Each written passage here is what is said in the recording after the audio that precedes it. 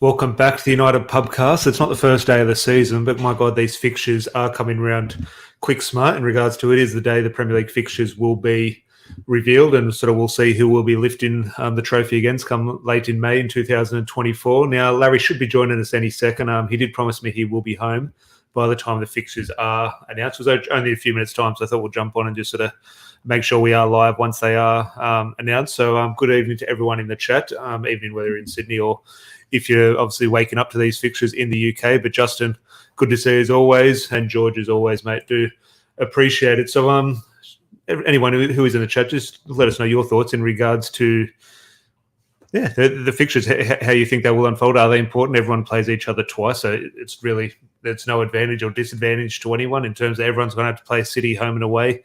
Everyone's going to have to play Luton home and away. It's one of those things, but we do put so much importance and so much emphasis. Here we are talking about it, and it does bring sort of such excitement in regards to sort of the experience as a fan, because you want to say, okay, I always look out for Liverpool away, Leeds away. Actually, fortunately, I don't have to look for Leeds away this year. They won't be in there, but my sort of thinking, you always look for those games. They sort of always sort of bring such excitement. But at the end of the day, do we overthink it because we play everyone twice? It doesn't really matter, but here we are, we're talking about it. Rob here in regards to, I'm sure over the last 24 hours, everyone has been looking at the leaked sort of things, leaked TV listings. The TV listings actually haven't been done and won't be done for another week or two. So I don't know in terms of those kickoff times. The Sky and everyone do decide that in a week or two's time. So I wouldn't be sort of hedging any bets on Sundays or Fridays just yet. Or maybe they do release it for the first. Actually, maybe the first round they do. I'm not sure. But Rob here is saying, I hope they're not the leaked ones. Take the surprise away. Yeah, you do want it to be a surprise. I think. Remember one day United got. I think we got Chelsea a couple of years ago. First, not often yet those sort of big clashes on the opening day. But Manchester, Solskjaer's first season or first full season, we did get Chelsea at home, but often you get that sort of mid-table club, and I think that's sort of what everyone wants to start with. You don't want to start with too hard a game because you do want to start with 3 points. But then if you do start that hard game and you manage to get 3 points, it's no better way to start the season.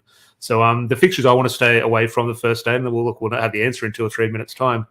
I don't want Luton away. One or two people are talking about Luton. That's a recipe for disaster, in my opinion. Away, because the first game I assume will be a Friday night. That's just whoever they put Luton away. I'm hoping they put Arsenal or Chelsea. I think they will put Chelsea because Arsenal look a little bit more stable a club at the moment. Chelsea look to be potentially sort of the TV ratings whipping boys, and everyone wants to see Chelsea fail. So I wouldn't be surprised to see Chelsea away at Luton. But here we are. It's a flip of a coin. It could be absolutely anything. They might be playing Luton on the second last day of the season. Who knows? But Rob here saying, I think certain games or run-ins definitely help. It definitely plays a part, no doubt. We always have that month in regards to, you assume it's going to be late February, March time where we have Chelsea away, City away, and Liverpool in between 2 Champions League games. That's sort of the way it does unfold. We definitely will get that month. So in a couple of minutes' time, we'll be able to see when that does fall. It's always usually March. It's usually in and around that sort of second leg of the year, the round of 16 of the Champions League. You've got injuries, you've got suspensions, and then you've got these tough fixtures. So I'll bring it up now, or when it comes out in a minute or two in regards to the Premier League website. We'll go through the Premier League fixtures, and then obviously more specifically Manchester United. Fingers crossed Larry does join us, get his opinions as well. If not, keep all your comments flying in the live chat to keep me going. But obviously after that as well, we'll have a little bit of a look at Harry Kane and Mason Mount, because nothing's concrete on any of those rumours, but in terms of both sort of sagas have gone in a little bit of a direction now in terms of confirmation around a Mason Mount bid. Obviously well off Chelsea's asking price, but there is sort of a concrete bid there, so interest is firm with Mason Mount. And then from a pretty reliable outlet saying United are pretty sort of certain and cool in their interest in Harry Kane. Say, look, it's not worth the trouble. It's not going to happen. We're going to walk away, and just your feelings in and around that, because I think that is interesting. Justin here, I'm going to say Forest first game. Yeah, I could see that. If it's Brighton or Wolves, I've spoken to Rob about this. Brighton or Wolves, I'm logging off the stream. If we're playing one of those teams first, that'll do me. I'm not interested at all. And Jay, good to see you, mate. It's good to meet up for a beer the other night. Unfortunately, in not the greatest of circumstances, losing to Manchester City. But my internet seems a little bit choppy, so hopefully Larry can come on and save me in a little bit. And don't tell me it's Wolves, Rob. I'll bring up the Premier League website here, or the Twitter account. I'll see if they have officially released it. But it wouldn't shock me, Rob, if you're telling me it's Wolves at home. I would prefer Wolves at home than Wolves away, to be honest. But the fixtures should be out now. So if you are in the chat and your internet is quicker than mine, do let me know. But we'll bring up the Premier League website or the Premier League fixtures then more specifically Manchester United. But they've still got the Manchester City pin tweet. Here we are, opening day. Thank you, Rob. Monday, Wolves. So it is what it is. We do have Wolves, and it already feels like the ball hasn't been kicked, and we'll already have our fourth game against Wolves already early August. So I'll bring up here in regards to, actually, I'll just take it back a little bit. That's taken me off the Premier League Twitter page. The Twitter page seems a bit easier. Here it is. Here, I'll bring it up here. Premier League fixtures, week 1. Burnley, Manchester City was the leak. I did see that one, so potentially that initial leak was quite accurate. So Burnley, Manchester City, Vincent Kompany, Pep Guardiola. Vincent Kompany will happily roll over there. Manchester City will start with 3 points. Arsenal, Forest, Bournemouth, West Ham, Brighton, Luton. So Luton don't have that first game at home. That'll be interesting to see who their first game. Everton, Fulham, Sheffield, Crystal Palace, Newcastle, Aston Villa. Obviously, Saturday night kickoff there. That'll be an interesting one. I just said you don't often get that big game on opening day, but Rob's got it right here in regards to Chelsea and Liverpool. Very interesting there. You don't know what to make of Chelsea this year. Are they going to continue on being the Chelsea we did see last year, or is Pochettino going to sort of get a tune out of them? Are they going to, because that should be a tough game for Liverpool. You think, Liverpool are going to drop points first game, or likely drop points. Then if you go off the form of last season, Liverpool should really win 4 or 5-0. So that's an interesting way to start the season. And then obviously Manchester United, Wolves. As I said, it seems like our 7th game against Wolves already this season. The ball hasn't been kicked, but Wolves or Brighton, it's the only teams I do feel we play. When I look at the Manchester United fixtures, I'm very confident we'll have Wolves or Brighton the second game of the season, no doubt about it. But let me know your thoughts on that. Are you happy with Wolves, or what do you think of the other Premier League fixtures? Just as I'll bring up the Manchester United one, see if I can get that on the computer, and we'll have a little bit of a more detailed look in and around the here we are, Premier League fixtures here for Manchester United.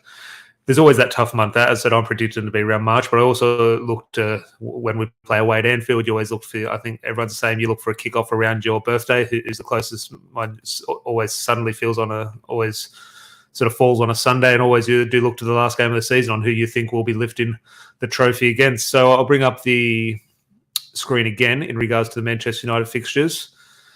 Tottenham away, second game. Ange Postecoglou, is that a hard game or an easy game? I'm not sure. Now, obviously, it's a very tricky game, but that's an interesting one to sort of knock off the list quite soon. Arsenal away, so obviously 2 big hitters out of the way in regards to, let's say, a top 6, top 7 battle, a 2 away games. So that's probably a positive in regard now in terms of you want to start the season well. But the positive in that is obviously you have the return fixture later on in the season. Being at Old Trafford, Justin here, hopefully Neves moves away from Wolves. I think he just might be that player. There's always that player through sort of a one generation who is at who's on the telly the other week in the Bundesliga. Marco Reus, always linked away. Yeah, Reus is going. He's going this year. He's going this way. He's going to take that next step. Plays his whole career at Dortmund. I think Neves might be that player. He just stays at Wolves. It just a move never eventuates. He's always on the verge of a move. He'll be lining up at Old Trafford, probably banged in a free kick, unfortunately, for the wrong team. Then you've got Brighton, Burnley, Crystal Palace. So as a start to the season, you'd have to say you're pretty happy with that. Obviously, 2 tough fixtures in Tottenham and Arsenal, but it's Premier League. You're going to have tough fixtures in there. So I'm relatively happy with that, the first 7 games there. It is what it is there. Then we'll go forward to October. And this sort of when the season does kick in with European football, etc., and everything. Obviously, the first Manchester derby will be at home at end of October. November, it seems a little bit light. I assume you throw in League Cups and Champions League games in there as well, which will sort of fill it out a little bit.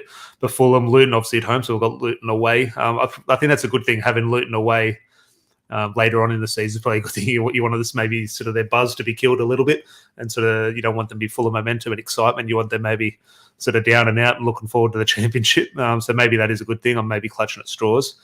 But just looking at here, December, this is where maybe you're looking at potentially this could be quite tricky in regards to you're going to have to throw a Champions League or a Cup game in here somewhere as well. And you're looking away at Newcastle, away at Liverpool, and at home to Chelsea. So you're looking in the space of 2 weeks, a little bit over 2 weeks there, plus a sort of Cup game here or there. You're looking at playing 3 rivals and 2 of them being away from home. So December looks quite tricky there. Your Boxing Day at home to Aston Villa, which I don't mind that. And then obviously, the New Year's game is Nottingham Forest, which is interesting. Only 2 games in January. Interesting one. I'm sure, obviously, you got the third round of the FA Cup. I'm sure there's probably an international break. Yeah, probably 12th international break of the season, it does seem then. But obviously, the return leg against Wolves. Fulham at home, that's the closest one to my birthday. I always look out for. West Ham Villa, Luton. Then for March here, you got obviously the away trip to Manchester City, which would be interesting. That's obviously not too late in the season, so I think that's a good time that you don't want to be playing them, whether a title race on the last day of the season or our chances for the top four. You don't want that match too late in regards to sort of a must-win game. Now, I think Larry's joining us. So I'll get his thoughts on the that Manchester derby. I'm happy that being in March. I would prefer it to be at home, but it is what it is. Larry should jump on. Greetings. Here he is, Larry. How's things, mate? You're good? I was having the worst mic trouble for about 10 minutes, but I figured it out. So here I am. Did you plug it in? Hopefully the people can hear me.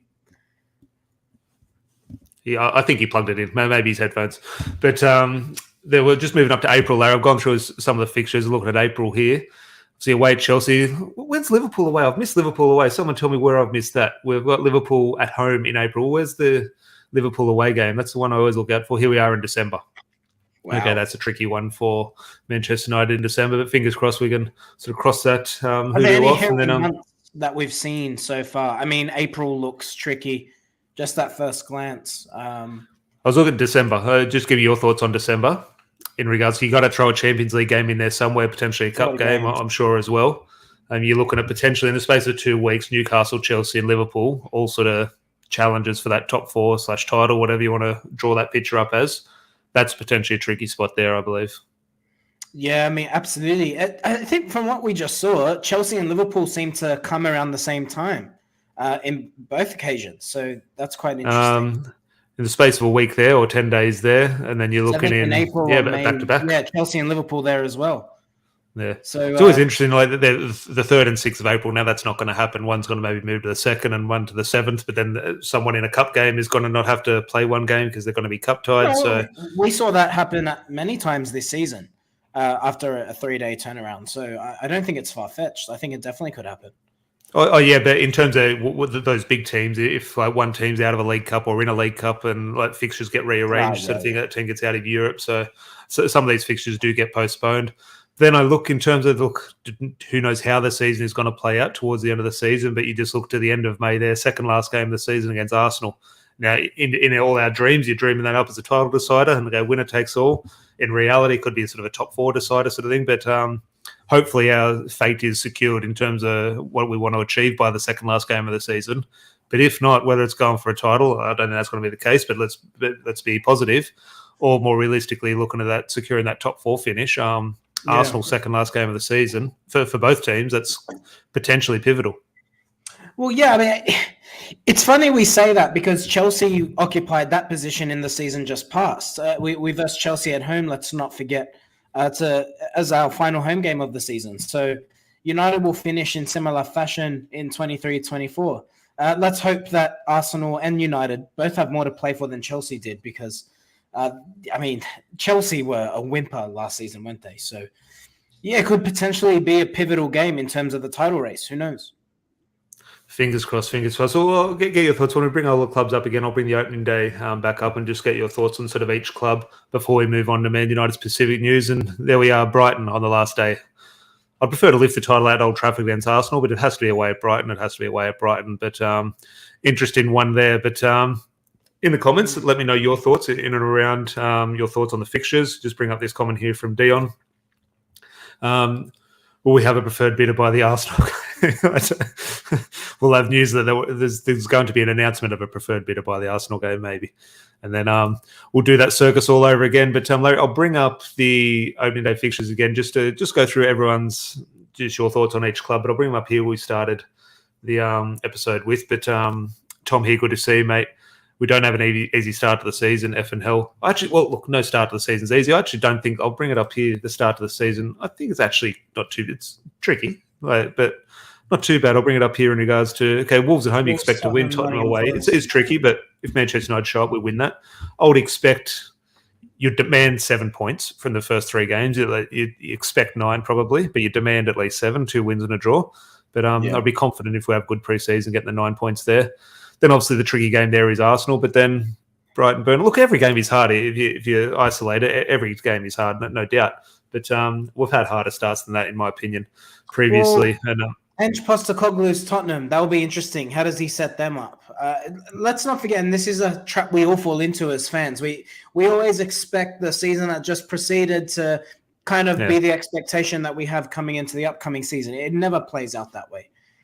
The reality, like Wolves, I expect to be straightforward. They've kind of been on a downward spiral for a couple of years now. But at the end of the day, we saw how poorly United started last season. If they want to be in any kind of title race, they need to start strong this season. I want to go through sort of each team, and look, we're not going to be talking about Crystal Palace and their sort of fortunes this season, but one or two of the big hitters and maybe a Luton sort of thing. Chelsea, get your thoughts. But in regards to here, Jay, we'll start on Tottenham. In regards to who do Tottenham have on the first day of the season here? They're obviously Wade Brentford, so a tricky game. But Jay brings up the point here, Angel takes a while to kick in. Obviously, we have the second game of the season against Postecoglou and Spurs. What do you make of Spurs and Ange Postecoglou? Throw the Harry Kane situation in there as well. As a rival, your thoughts on Tottenham coming into this season? Look, it's going to be a big job for him, but I think it will take time. And I think if you buy a manager like Ange Postecoglou, you have to expect that it will take time. It's like Ten Hag ball or Jose ball or Conte ball or whatever ball you want to talk about. I mean, the reality is any new manager comes in, it's impossible to have that philosophy that they want from day dot. Let's not forget, Jurgen Klopp is a great primary example to look at. He was probably the first of the stylistic managers, is that fair to say, where he played a very distinct style of football, and it did take time for Liverpool to adjust to it. And as a result, they finished 9th when he came in. Ange might want to play a certain style. He likes to play with the ball, high intensity, much like a lot of these teams. So if he's got a set philosophy, the thing is, I think Tottenham will be able to adjust quicker than, say, United did, because I think Tottenham probably have better footballers all in all. Tottenham, looking at their central midfield, that'll be the area that they'll need to address. And that'll be pivotal to Ange playing the way that he wants to play. Well, we'll go back to Tottenham and Harry Kane in regards to, well, I say Tottenham, I mean Harry Kane in regards to the news that United are looking to sort of walk away. But Josh, good to see you as always, mate. Let us know if you're coming to the Supporters Club AGM. Have a bit of a feed and a couple of drinks. But who's the next on that list? Manchester City. Unfortunately, let's discuss Man City as quickly as possible. Versing Vincent Kompany's Burnley. Yeah, he'll roll over for them. He'll want to stay on Pep's good side. So, Man City, yes, they're going to start favourites, of course, but there's going to come a time when they don't win a Premier League title. Okay, Manchester United have won 3 now. Fingers crossed they don't go and win 4, but even if they win 4, they won't win 5 or they won't win 6. There'll come a time where Man City don't win the Premier League title. Just your thoughts in regards to, look, I don't know if Jack Grealish will still be under the influence by the time the season comes around or not, whether he'll be fit and firing, but he obviously... It's a glorification of him having a drink. Like, I don't mind having a drink. Fair play, let your hair down, crack on. But, like, God, the celebrations around him having a drink. Like, calm down. Like, you smile. Like, other people are happy in their lives as well. We're not celebrating that. That's my bugbear about Jack Grealish, even though I like the kid.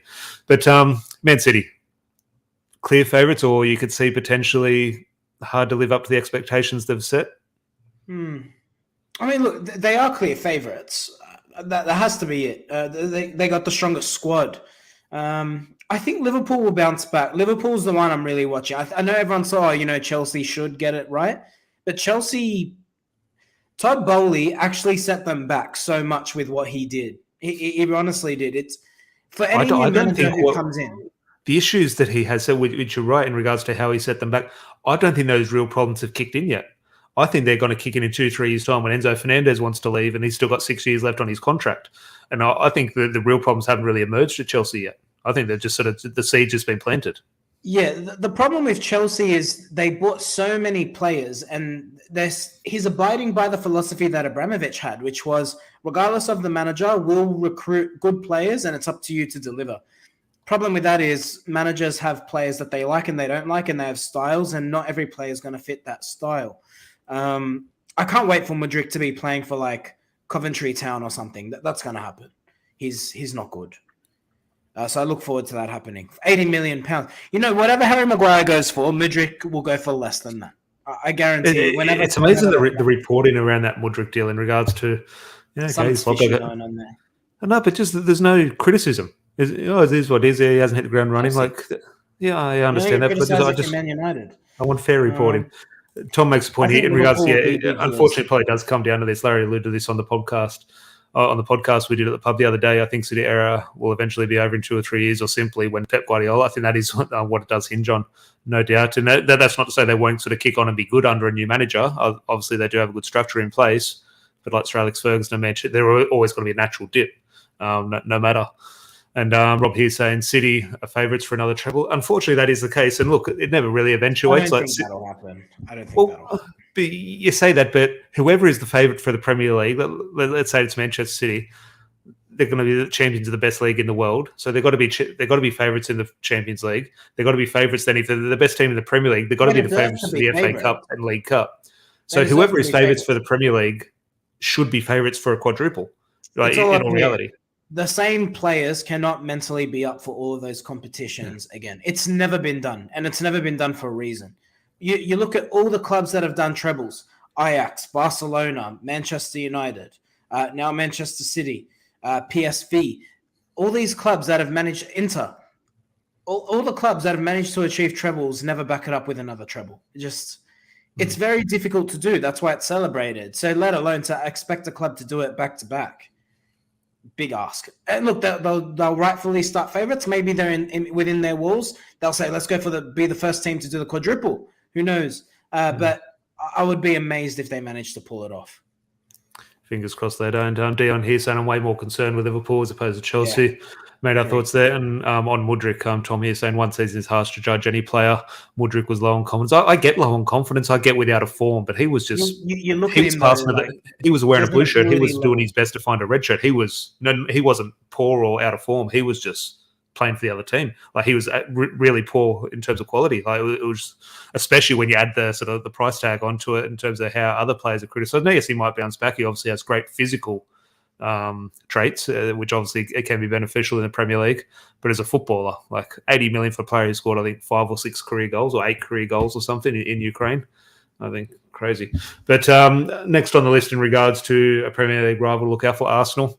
Obviously, no one had them as a title favourite or title challenger this season. They went sort of quite close. Obviously, naturally sort of did fall away towards the end, but there's no hiding. They did have a very good season by their expectations and standards. But Arsenal, where do you sit on them? Because they need a big season. I think it's hard because I think now after that season, we're going to expect, or the media and their fans and players and everyone's going to expect a second place finish or a first place finish. There's a very real possibility. I look at that squad. They might finish 5th or 6th, and that's kind of just be sort of where they naturally sort of should sit.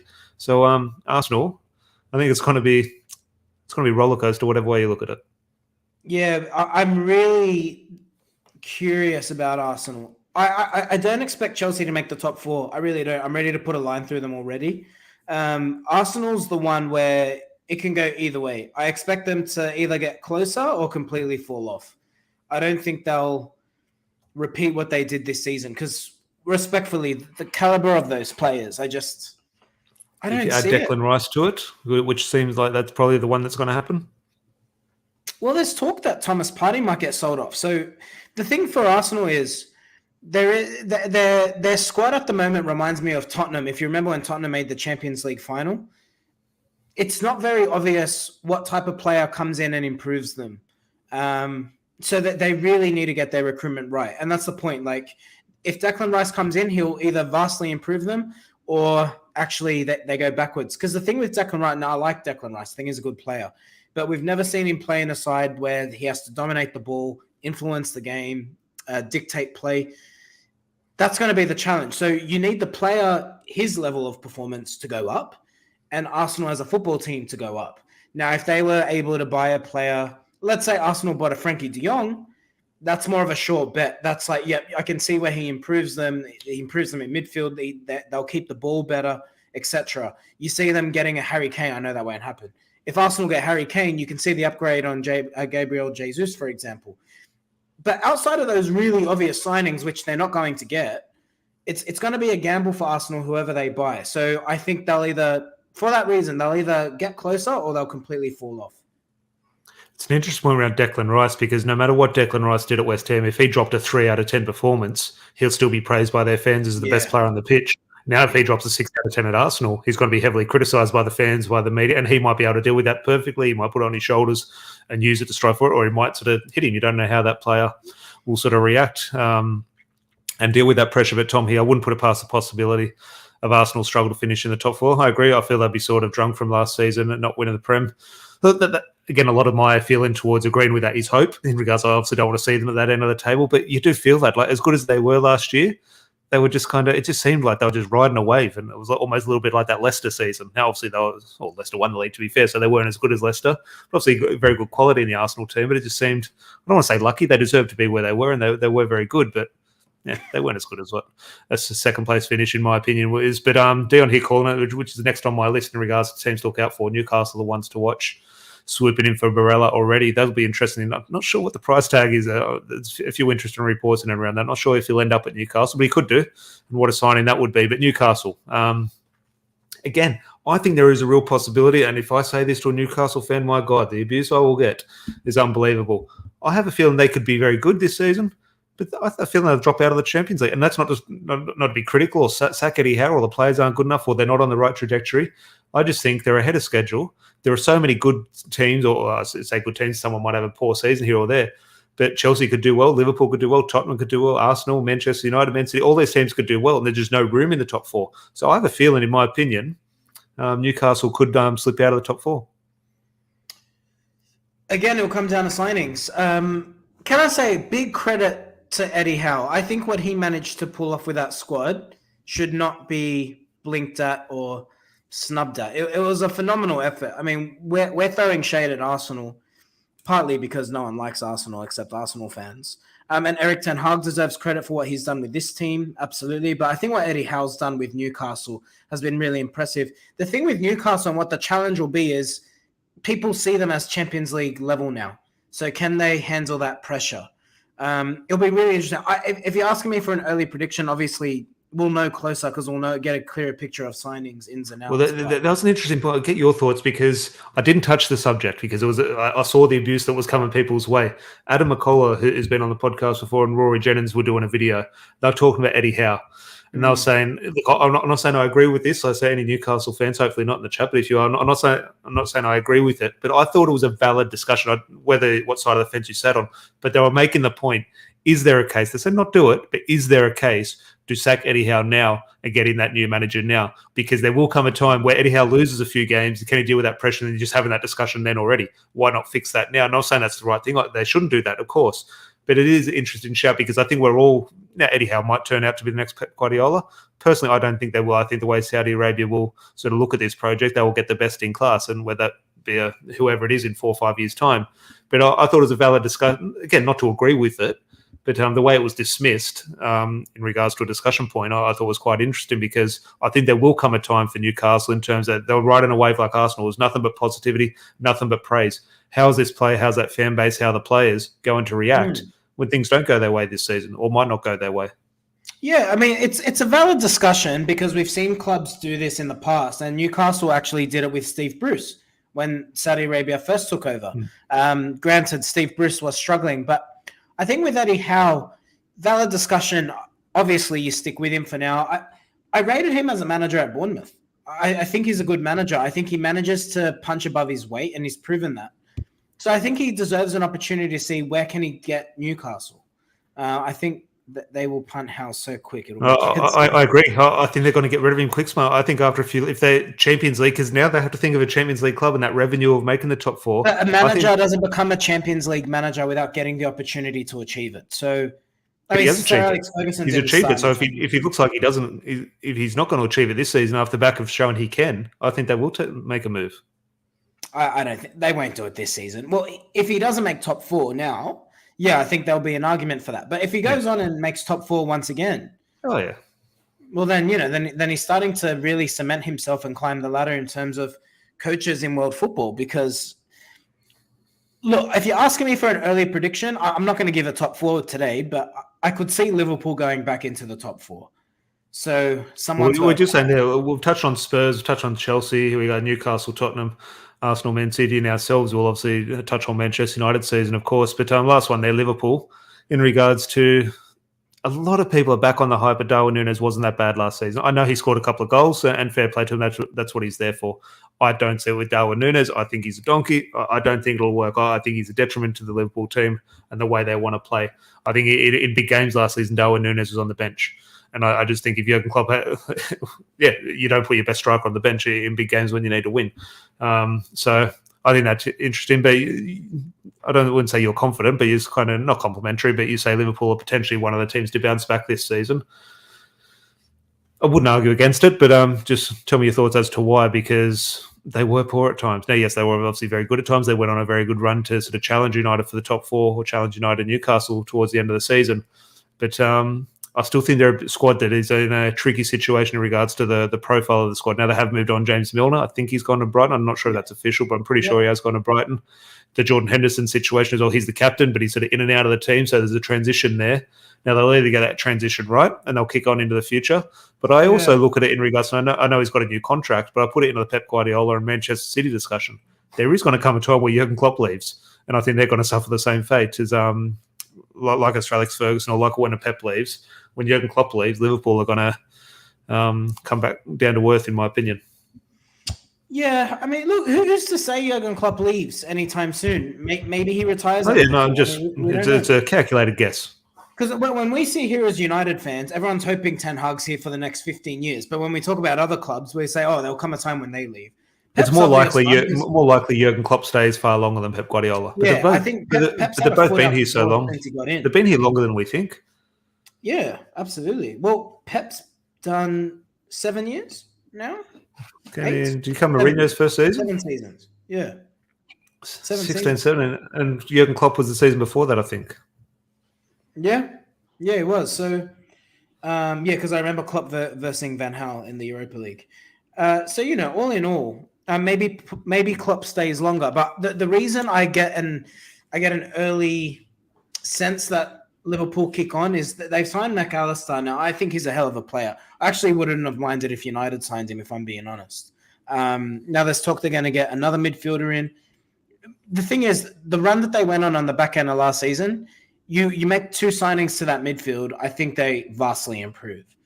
So you're right, though. I mean, Van Dijk's aging. That's talk they're going to bring in the centre-back. And if they manage to bring in a good centre-back, they've gotten it wrong a couple of times now as well. So, is there a situation now? Look, we don't watch Liverpool or analyse Liverpool week in, week out, but you hear one or two of their fans speak. You hear Jamie Carragher speak, and the big sort of weak spot in their team.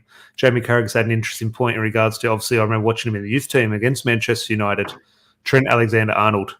The issues in midfield, there is a valid argument for him, a lot of Liverpool fans, and Jamie Carragher included. Take him out of the firing line, eliminate the mistakes at right back and put him in midfield, because everything Trent does good is from midfield. So why not just start him there in the first place? So that's simple. Well, is it though? What do you think happens there? Because if they continue him at right back, they're going to continue to be exploited. And I just think if Jurgen Klopp is a good manager, which obviously he is, you can't keep sort of allowing teams to score on the left-hand side. No, you can't. I think Trent will evolve into a midfielder. I think we've already seen that's the evolution that they see for him. There's different ways that they can set up, though. I mean, we've seen with John Stones, for example, when with the ball, John Stones steps in a midfield, but off the ball, he goes back in a centre-back. Now, John Stones, though, knows how to defend. Trent doesn't. So that's your fundamental problem there and there. They're going to have to put work rate into Trent because he's not the hardest working player. And he's going to need to learn positional awareness. At a Premier League level, he's never played in a central midfield. Now, I know he played as a midfielder growing up. I didn't watch him, obviously.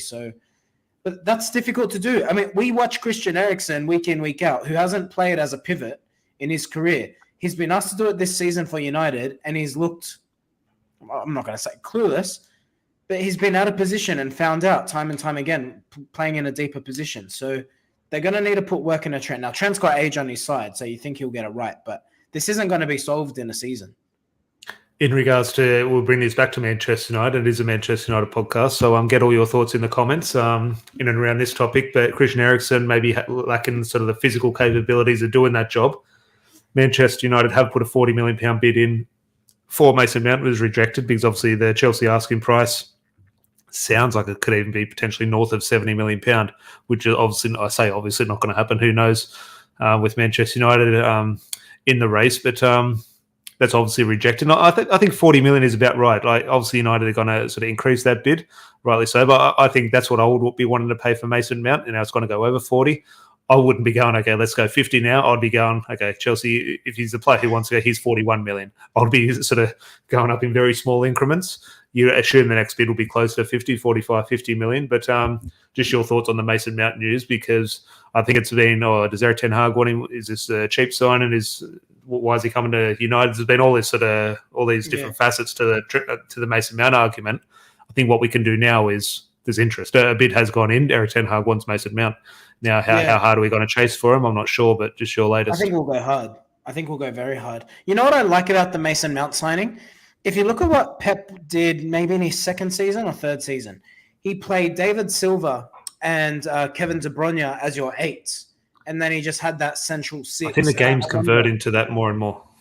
I think so. I think he's going to look to play Bruno and Mount, maybe bring Bruno back a little bit, and we saw that deployed. We saw Bruno deployed a little bit deep at times this season. So I could see a situation where Mason Mount and Bruno. I've seen Bernardo Silva play central midfield as well. Yeah, and that's the point. At the end of the day, you don't have to have a defensive midfield if the system defends you. And what I mean by that is if you've created a system where you keep the ball, you tactically foul the way Manchester City do.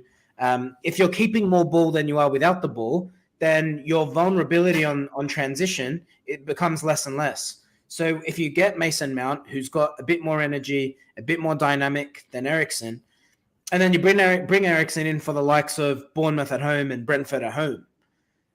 Perfect. And I think that'll be the evolution of this football side. So I like that signing because that tells me that Ten Hag isn't going for a defensive first focus. He's looking to evolve the football team into his philosophy. See, I like the sign. I like the footballer coming in. It's the deal, and I think this is what Dion's referring to here. We need to walk away from this completely unreasonable. I agree in regards to the fee. Like 40 million is where I'd be going. Now, it does look like it's going to go higher. It should be more. It should be more. Well, yeah, you compare it to other players, I do agree, but we need to put our foot down. 40. Chelsea are starting at 80. We're going to land smack bang in the middle. It's probably going to hit around 60, and I think that's a fair deal. Rob's here. I'm probably tend to agreeing with here. I wouldn't want to be going over 50 million, but it is what it is. And look, with new owners, maybe it's got to change. So Rob's saying here, no more than 55 million. If Ten Hag wants the player, and if Ten Hag but he might want another player as well. But he might want another player, and if we don't have an extra 10 million for that, does this Mason Mount do? Which player does he want more? Yeah, but we think like that as fans. But in all of Ten Hag's dialogue, it'll be he won't want to compromise on any of this. So the thing that I like that's coming out in terms of United press at the moment is we saw United are going to walk away from the Harry Kane deal. Now, I think that those links will continue. I guarantee it. But if that is the case, I'm pleased by that. That tells me United have said, all right, we've got a budget. It's not going to be met. It's not going to be entertained. We're walking away now. And if that's the case, brilliant. But if we're pursuing Mason Mount, then that suggests that we've got a budget, we're working within that budget, and we're going to continue targeting other players. So I'm actually pleased by the news that if United have said Harry Kane isn't achievable, move on. Go to the next one. We'll touch on Harry Kane. Just the last one on Mount here. Tom brings up Mount isn't a central midfielder either, so binding makes no sense to me unless Bruno plays deeper and Mount plays at number 10. Mount isn't that much of an upgrade. The name that's missing there, look, I disagree, but I see that line of thinking. The name that's not in this Mason Mount discussion, we're talking about Christian Eriksen, we're talking about Bruno Fernandes and where Mason Mount plays. The thing I'm looking at in regards to the business side of things, in regards to this deal and the makeup, especially from an age profile of our midfield, I'm putting the Mason Mount discussion in Fred. If Fred's to leave, I look at it in a different area of the pitch and sort of different traits here and there. But in terms of the makeup of our midfield and just simply bodies, I think McTominay's been used quite deep under Eric Ten Hag. I think Fred is potentially a little bit closer to an exit than Scott McTominay. One leaves, one has to come in. And I think that is where I'll be looking. Now, yes, I would look at it as I don't know if an upgrade on Christian Eriksen, but a different option to Christian Eriksen in that role. But I also throw him into that Fred discussion because I do believe Fred or Fred or McTominay. I think Fred, if I'm a betting man, is maybe a little bit closer to an exit. But he's almost the forgotten man in this midfield transfer merry-go-round. I'm coming around to the idea that both Fred and McTominay leave. I think... Do we have enough money to bring players in to replace two players there? Yeah, but let's not also forget Zidane Iqbal was kept around in the squad this season, didn't go on loan. I think that was very intentional. Kobe Mainu got exposed to first-team football, so I think it's fair to suspect he'll play more football this season. So if Kobe Mainu becomes, let's say Kobe Mainu plays, I don't know, 15 games this season. Well, then he replaces what McTominay did because McTominay didn't play a lot of football at all. If you get in Mason Mount and Fred goes, then maybe Zidane Iqbal makes up for that. There's too many ifs, buts, and maybes. I think that some of the solutions in Ten Hag's evolution might actually already be at the club. And I think we'd all be remiss to assume that the solutions in midfield come from outside. I think there is a good possibility that one of Zidane Iqbal, Kobe Main, I could see one of those two players. Do we get blinded? I agree with every word you said, but do we get blinded as Man United fans in terms of that's more hope and want than reality? No, I think just what we've seen out of Ten Hag this season should suggest that's the plan. But does Kobe Mainu and Zidane Iqbal contribute to a team hopefully winning a title, hopefully winning a Champions League? It's a squad game. I think, and I had this reflection on myself over the last couple of days. We need to move beyond this is United's strongest 11 mentality. I think we need to just say, you improve the starting 11, you get key players in that are better than the players in the 11, but you view it as a squad game. You view it as Christian Eriksen's going to be the tool I use when we're going to have all the ball. Casemiro and Rabiot are going to be my midfield when I'm versus Manchester City. Yeah. I was one of the only people last year who remembered who was actually not against Rabiot. I was actually, everyone said, no, stay away from him. I actually like him as a player. No, I think he definitely does add. Now, I'm not sure his situation. Is he free, Rabiot? He is on a free, so I think that's a possible one. You've got to be all over that. I understand the baggage. His mother's his agent. Wow, his mother's his agent. Wow, okay, it is what it is. And then just on cue, your mum. And mum's in here. Mum, if you want to be my agent for this podcast, take us to the next level, that'd be good. I think Ten Hag will make the right choice. Well, we do have to. The thing is that mum's obviously always a glass half full and looking at that type of thing. But she is right in regards to whatever Ten Hag did bring in regards to the last transfer. However, the dealings did eventuate. They were the right signings in terms of they were the right personalities and individuals to come in. And ultimately, if he's got a 100% track record in that manner, we do have to back his faith or back his opinion. Absolutely. And even look at this season and all of us, like for those of you that are watching now, let's also put some value on for us to improve, the players at the club need to improve as well. Marcus Rashford, 5 goals in 21-22, 30 goals this season. So already you're looking within the squad, there was improvement. Fred improved. Victor Lindelof looked good. Wan-Bissaka and Dalot both improved. So I think, yes, we will need signings. The key for United is strengthen the 11, have a stronger squad, so we're not relying on the same players. I'll never forget, there was a game in the League Cup this season. You and I were baffled. I think it was against Southampton, where Ten Hag played a very strong side, and we were 3-0 up in the tie. And we said, Forest. I think it was the second leg. Forest in the League Cup second leg. It was, yeah. That time, you and I we said, he's going to rotate. But he didn't, because he didn't trust the squad. If we're in a position where Ten Hag trusts the squad, then that suggests maybe we can get into a title race. Yeah, no, look, I definitely agree. And look, Erik Ten Hag needs to be backed, whether that's the Glazers, new owners, whatever the situation. There's an interesting chat happening here between, following out a little bit, but Box and Tom in regards to, we need to sit down and do this one at the pub, Larry, and if anyone wants to join us, feel free. But sort of final discussion on McFred in regard. Actually, Dion brings a point up here. Donny van de Beek, the forgotten man in midfield for Manchester United. But Box here saying McTominay is a better player than Fred. He's younger, he's home-grained, no-brainer. Offload Fred. That's my line of thinking in regards to it's a non-decision for me. It's a non-decision for me, but Tom here saying no way, Box Fred offers more quality on his day. And look, this is one that splits down of the McFred discussions. You're either on the McTominay side or the Fred side. I'm definitely firmly on the McTominay side of things. I just think obviously Erik Ten Hag, we're both at full fitness and sort of in form. He obviously trusts Scott McTominay far more. I know Fred played a little bit, but that was through circumstance, McTominay's injury. And Fred was in very good form. But in regards to trust in a player, I think any manager would obviously trust McTominay. That's not to say he's the answer, but Fred is obviously a huge liability. Now, he does bring traits. He's obviously valuable to a squad, and that's not to be too critical of Fred because he has done well, especially this season. But that is where I do think, again, the homegrown rule as well, potentially that is something Manchester United need to consider. That's not a reason to keep Scott McTominay, far from, but it's something that does need to play. If you're weighing up, if you can't split the two, younger and homegrown compared to a foreign player who can get a fee. I think that's one of the things that it does need to be taken into account. But Adam here from Man Cave United. Make sure if you aren't subscribed to Man Cave United, you can find it all on our socials. You'll see him on there. Go check him out. Definitely need goal scorers. Well, at the end of the game, end of the day, goals do win games, and that is something we probably have sort of glossed over, Larry, in regards to our midfield. Okay, we can get run over the top or creativity. The huge issue has been goal scorers. Now, yes, Marcus Rashford scored a lot of goals, and fair play to him, credit to it. He's not a goal scorer. He overachieved in that mark. I think he can have a better season next season and score half the goals. I think Marcus Rashford can have a good season scoring 15 to 20 goals.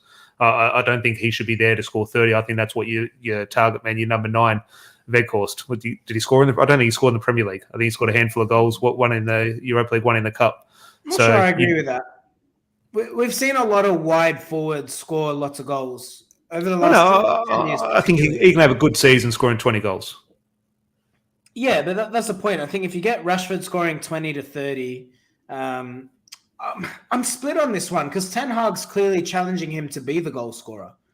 So I think that's the focus. And if you look at the way United play, the way we set up in terms of transitioning from midfield rather than transition from like a deep counter-attack like we did under Ole Gunnar Solskjaer, for example, I think Ten Hag has created a system where he's trying to get more goals out of Rashford. So for that reason, I tend to disagree, but I see your line of thinking. But absolutely, United need a focal point. But Højlund, he probably seems, if you're asking me today, that's the one I'm probably betting on. But if he comes in, does Martial stay?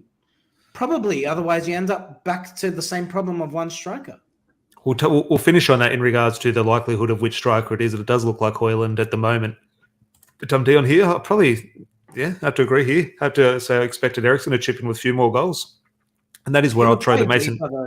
Yeah, probably. To be fair, I think when Eriksen signed that day, we all thought, okay, he's Bruno's replacement.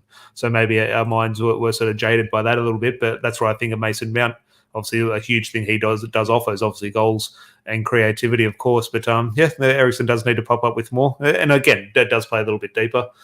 Tom here, going into the striker, thoughts on Kolo Muani. The only thing, and correct me if I'm wrong, if it's not him, I apologise to him. My only thing from remembering this striker, not to be critical of him in any way, shape or form, was the guy who missed the chance in the last second of the World Cup in extra time. He could have put a pass at Martinez, stuck the leg out and saved it. That's my only memory of this. And that's not to say he's bad or anything. He found himself in a great position. It was a great save. But I haven't seen him play. I've seen 1 or 2 YouTube clips of him. He obviously does look a player. He looks very much that French left-footed Thierry Henry, Anthony Martial, left-footed cut in on your right-hand side, sort of put it in. So he obviously does look a talent. And if Erik ten Hag thinks he's that player, I don't think it's what we need. Now, if he's going to develop into a great number 9, of course, I just haven't seen enough of him. My ideal striker is Harry Kane, Larry. I don't think that's going to happen. And I agree with you. If United put their foot down now and make a decision, I think that is the right decision. Even if he is the perfect target, United need to sort of put their foot down and get out in front of this so you don't become disappointed on deadline day when Harry Kane signs a new deal at Tottenham. I think we need to sort of get out in front of this. But Rasmus Højlund, he's the one sort of leading this race at the moment. It does look maybe 40, 50 million pound. Again, I haven't seen him play. Obviously, YouTube, he does look a talent in regards to sort of great sort of physical attributes. Not the biggest guy, but obviously got that speed and power to sort of burst past players. But it's a hard one because lazily, you can just unfortunately see all the headlines at the moment. Manchester City have treble winning Haaland, and here we have this young sort of the next one called Højlund, and maybe it doesn't quite live up to the real thing. So that's where I can see, unfortunately, in regards to the pressure of him coming and leading the line for Manchester United, isn't the ideal situation. You'd want him to come in under a Harry Kane or under, let's say, Osimhen was your main man. I don't agree, but say Osimhen was your main man. But Højlund, I don't think, can lead the line for Manchester. No, could prove me wrong. He might be absolutely brilliant. I just don't see it. And now I haven't seen him play, so who am I to speak? But I'm hesitant. I think if he signs, I think Martial's your number 9 and he's your backup. To ask a 20-year-old to lead the line for United. He's only 20. Yeah, he's young. I know he's young, but maybe he's 21, 22. Yeah, so that's right. Look, 40 million. I mean, it's possible he leads the line. Martial, look, I'm done with I don't think I'm past the, Martial will turn it around. He'll score 30 goals a season. Like, that's dead and buried. But I think you'd be doing Højlund an injustice to ask him to lead the line. Also, I hate to bring it up. What happens with Mason Greenwood? Because if I don't expect him to be a United player, but if he does stick around and if he's match sharp, that's an option for up front as well. Because in his first season, he scored 17 goals. So Look, I get you thinking. I get the argument. 100%. While he's under contract, I have to say that that's an option. Yeah. So look, Manchester United might put themselves in a position come late in August. It might be the only option, and maybe we have to have a different discussion. I don't think that should be the case. I think he'd be a huge. Well, I know he would be a huge detriment to the squad, and a huge detriment to our chances of winning 3 points. So I don't think there's any benefit in keeping Mason Greenwood, no matter how good he is. It's going to take away and sort of negatively impact the club on and off the pitch. So I think Manchester will loan him and see what the situation does sort of look like. You assume he goes to Italy or Turkey, potentially Spain. And then when we can reevaluate it. My internet looks a little bit choppy, Larry, so we'll start to wrap up. But if I do drop out, you carry on. Adam here thinking Mason Greenwood stays. I just don't see a situation where that is the right decision. We're talking about Martial there. Oh, it could be Martial. Yeah, and look, Martial should leave. I think we've got the stage of Martial should leave. But Tom, I'm telling you, I don't know anything. Something tells me Mason might stay. I don't know. Maybe the ownership dictates this. I don't know what their thinking is. And if he stays, they got a hell of a PR mountain to climb. Oh, there you go. Adam thinks Greenwood does stay. Rob here saying, honestly think Larry could be right regarding it. Look, it's obviously a possibility. Tom here saying apparently the players are open. That story on look, who knows? We're not speaking to the players. That story in regards to that came Tom, from. I think it's possible. The reality is, I said this to you when all of this broke.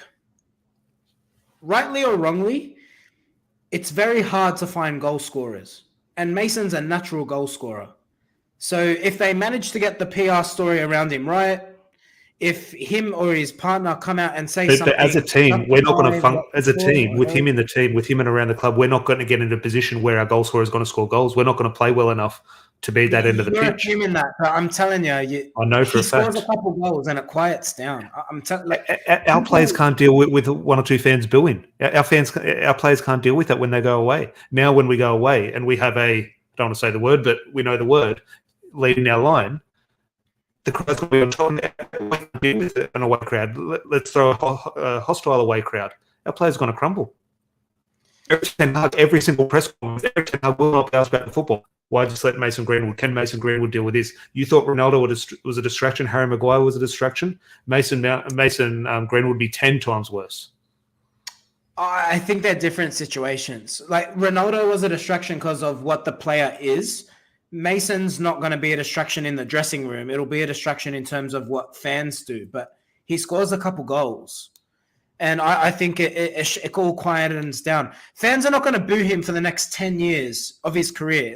That's just not going to happen. We've seen players accused of these types of things, players even of evidence doing these sorts of things. People have short memories. Granted, he plays for Manchester United. Doing it in a Manchester United shirt, we can forget an Arsenal player. We forget a player at Sheffield Wednesday. We can forget a player at Tottenham doing it. At Manchester United, when you're front page news every single day of the week, that takes a different sort of trait to be able to deal with that. Yeah, look, I don't know what the solution is, but I dare say if you start Mason Greenwood off the bench and he comes on and he scores a goal, you don't really give the crowd a chance to boo him. So, there is ways that this can be managed. I agree with that, but can you pin your hopes there every week? Okay, just come on after in the 80th minute, score the goal. Of course not, and it's not going to happen every week. But look, assuming if this were to happen, he has to do an interview. There's no way he just rolls back into United. Yep, here's your squad number back, number 11 shirt, off you go. That's not going to happen. So in order for Mason to play for United, he's going to have to do a very uncomfortable interview. But the reason he won't do the interview, like he obviously can't do the interview because unless he's going to say those words, I'm innocent, he's going to be obviously perceived and as guilty. So he won't do the interview. So he will always be in our eyes and the media's eyes, and rightly so, because the evidence have. He'll do an interview, trust me. You cannot be Manchester United and have the decision to let him play and keep him quiet. It's impossible. They know that. they'll What find does he their say own though? way. Right, what's the best situation he can come out and say in an interview? What's the best thing he can say? Hang on, let's give him a I chance. don't know. Him and his There's nothing he girlfriend can say. might outright look. I can't accuse him. We don't know. There's only two people in this earth who know what happened. The evidence, what I heard, gives me a certain picture in my mind of what I think happened. However, we've seen situations like this where that's not the case. Maybe between the two of them on national television, justify it. I don't know. Maybe they both lie through their teeth to tell us the truth that we want to believe. Who knows? But there is a possibility that some of this comes out this way. I don't think it's not beyond the realms of possibility that this happens that way. And you're right, the crowd thing will be a factor, but I'm telling you, if it starts off that way, it won't be that way at the end of the season. People will forget. They forgive. I don't think so. Look, I take that line Probably of thinking. not, but Yeah. Manchester United are an important club, and I think we do stand for certain things, and I think Manchester United should do the right thing. But Boxy is saying, regarding Greenwood, there were question marks over his attitude. This is an argument now, yes, goals and performance, and you do sort of carry an outline player from time to time, Larry. But there always has been, forget the extreme serious stuff off the field, but there's always been question marks over Greenwood, and he doesn't seem like the greatest person, obviously, but in regards to sort of other things in and around in terms of his attitude towards training and everything. Our goals change that, of course, but could the club just, it's not worth the hassle regardless? If he's going to demand a transfer fee of 50, 60 million? So this is the conundrum. Maybe I'm in a minority here. I can't see United selling him this summer. I think it'll either he stays or he goes on loan. Loan's very smart for White United. Yeah, because look, you don't lose your ability to play, but by the time next season rolls around, he hasn't played a professional game of football in 18 months. So, if you want to loan him out and if he goes on and bangs 20 to 30 goals, because the thing is, before all of this happened, how much would you have sold Mason Greenwood for? 100 million? Is that fair? I think so. Yeah. So if he can manage to prove that form, Yeah, see, Adams, look, you can disagree with Adam, but Adam's right. At the end of the day, while the evidence might give us a perception, and you're not wrong for having that perception, who knows? There's only two people. But he won't come out and say he's innocent. He needs to come out and say he's innocent. What happens if he does, though? What happens if he does? He has stayed with the girl who has ruined his career. I wouldn't. If someone accuses you of that and ruins your career, and you say, "Yep, I want to stay with you," I don't believe you if you're saying that on TV. He's set up for life, though, Tom. Like we have to remember that the amount of money. If his career ends tomorrow, and look, his career won't end. He'll play somewhere else. If his career ends tomorrow, he's set up for life. Yeah. He's got enough money to manage. So that's where this is different. Now, if he was on the cusp of becoming a first-team player and this happens, that's a different story. Well, look, it is an emotive subject, and obviously there's no end in sight. I still firmly believe, I know the investigations were ongoing. I said this when it happened, and when things were starting to sort of unravel in regards to trial, United are going to sit on this for as long as they can. I know we think there's going to be an answer. We think there's going to be an announcement. I don't think there will. I think United will ride this out as long as they can and just put Mason Greenwood in the Phil Jones category.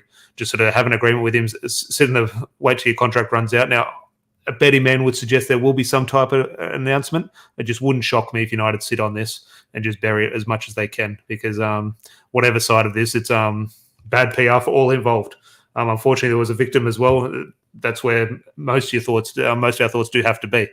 In regards to this, we're very selfish in regards to how many goals are going to score, or how much money can we get for him. Yeah. A serious incident happened. That's where the focus should be. Fingers crossed. I'm not saying that that's what I necessarily agree with, but I'm just looking at the holistic picture here. It's hard when you're throwing hundreds of millions of pounds around a topic like that. It clouds it. It does, and that's the problem. And look, like I said, rightly or wrongly, your goal scorers don't grow on trees. And for that reason, if he wasn't an elite footballer, this ends only one way. But he's got the ability, so there's a different narrative to be told. Interesting, and I don't disagree there. But it has been an hour. I'm just posted about 20 minutes, half an hour of sort of Premier League fixture chat, but it did turn into a pretty good discussion. So I do appreciate everyone in the live chat helping us go along, getting all your opinions. And if you are watching on playback, throw all your thoughts in the comments in and around Mason Greenwood, Mason Mount, Harry Kane, and obviously the Premier League fixtures as well. Now, Larry, we did well yesterday, so we're going to meet up at the pub with Sydney and Vivid. Got in our way in regards to traffic, organising a place to meet. But it was good just to have the night off because I wanted to discuss Manchester United. But then I looked at it and think, well, what are we going to discuss? So Jim and debt, Qatar and the stock prices. There's nothing to discuss. And here I am. You call me a pessimist, and I understand I am. I don't see an end in sight in this. Yeah, there's going to be a preferred bidder this week. There's going to be an announcement this week. No, I think I firmly agree. I firmly stand by, and you disagree with me. A new owner won't have an influence on this transfer window. Yeah, I do agree with that. I think there was a report. I can't think of who it was, but if Qatar come in and they clear the debt, it does improve United's position by around 50 million pounds. I mean, but that 50 million might be the difference between competing for Harry Kane or not. But I just don't know. And again, this would take someone with a business hat to sort of notify me and to educate me on it. Let's say the Qatar bought Manchester United tomorrow. That's not true, Rob. City joined in for Rice. I've seen one or two links. Yeah. Well, did he get a medal? Calvin Phillips? Did he play enough football? Yeah. Oh, he's walking around with the bloody Champions League trophy the other day. Oh, he's funny. Yeah. I think he played. Did he play less than 10 games? I'm prepared to say he played less than 10 games. I think definitely league game. Actually, might not have got a Premier League medal in regards to technicalities. Yeah, that's what I'm saying. Like he didn't play a lot potentially at all. That was a bad move for him. He's played as much football as Mason Greenwood has. When was Greenwood's last game? It was under Ralph Rangnick, wasn't it? It was away. He scored a goal too. Was it against West Ham? Was it Brentford in the blue and yellow uniform? Yeah, we're in blue and yellow. I know he scored a goal. Lifetime ago, we've had Ralph Rangnick do his thing. Eric Ten Hag is coming. Fingers crossed Eric Ten Hag is. But he needs everything off this plate. Eric Ten Hag has enough to deal with. I just want a straightforward sort of pre-season for him where he can get the team on the training paddock and sort of get them up to scratch. But I don't like United's pre-season. There's too many games all over the shop. They're playing in Dublin, Las Vegas, then New York, then Boston, then in Scandinavia, then in Manchester. They're all over the place on the same day. I think this pre-season has the recipe to be not ideal in regards to proper training and proper work. It seems that a lot of this pre-season is very marketing, very sort of. Australia, I'll tell you that for free. Look, but when they came to Australia, they were here for 2 weeks. They had a base. They were there for 2 weeks. They trained. They did nothing but train. Here, they're playing in Las Vegas. Then they're playing the other side of America. Then they're back to Europe. They're all over the shop. It's quicker flights and like even England to New York, for example. Well, they're going to start on the other side of the country, aren't they? Which is actually a quicker flight. I think it's about 7 hours. Just the base. I get that, but just the base of being somewhere training camp for 2 weeks. Like they're never going to have more than 2 days training before they have to get up and leave, and then you have that day off training, and then you have another day to recover. Then you have another flight day. Yeah, well, they're paid more than other Premier League players because they have to live like that. So comes with the territory. Definitely. Last comment here. Yeah, Box here. I think that's one in Las Vegas playing Wrexham. And told me to finish up while we do. Be 13 players though. The Wrexham. Yeah, actually, they have confirmed that one. Even on the poster, the poster's the Manchester United youth team, which is interesting. And I like that. Fair play, but that's not the first team playing Wrexham. But probably the most forward-looked game too in pre-season in regards to that, watching the youth players. But Tom here, while we're doing a world tour for pre-season, it's normal for other top clubs. Yes, Manchester United are more than a top club. We're the biggest club in the world, and we're dragged every which way, and that is obviously why we're doing it. Normal. I mean, Chelsea, not this tour though. Not this tour. Like you go to America, go to Asia, go to Australia. This is literally one day you're in New York, next week you're in Dublin, then the next day you're in Norway, then you're back in America. Like, this is chaos. This tour. Yeah. Like it's too much in my opinion. Boxer, yeah, we're playing Leeds somewhere. I'll definitely watch that game. But Larry, pleasure as always. Make sure if you are not subscribed, hit that subscribe button because given the nature and situation around Manchester United at the moment, we could be live at any stage. Usually we go live in about an hour and a half time. So it's a little bit of news, but we definitely will go back live. But hopefully you did enjoy that. Leave a like on the video. Larry, pleasure as always. Friday night pint tomorrow in some way, fashion or another. Yes, sir. We'll chat. But yeah, looking forward to the Friday night pint.